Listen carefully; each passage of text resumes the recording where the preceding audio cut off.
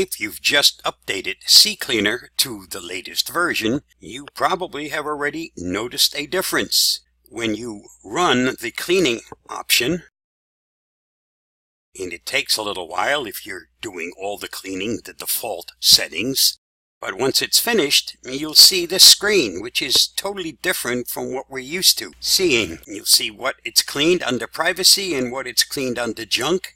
You can show advanced report, which breaks down the files in these two categories, but we used to see just a plain listing of all the things that it's found and deleted.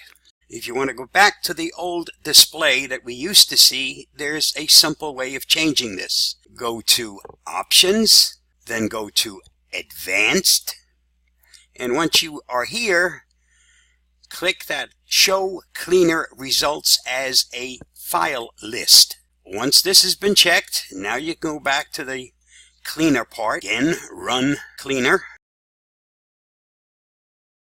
And now when it's finished, we're back to what we used to look at before the latest update. Stay safe, be free. I hope this helps.